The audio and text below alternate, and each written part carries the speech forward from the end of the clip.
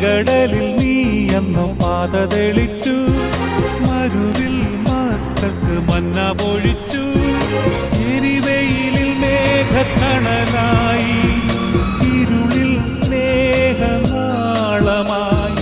സീനായ് മാമല മുകളിൽ നീ നീതി പ്രമാണങ്ങൾ പകർന്നേകി.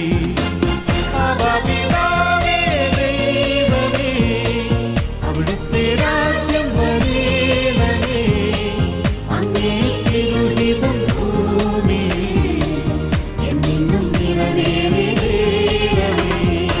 ഇസ്രായേലിൻ നാഥനാ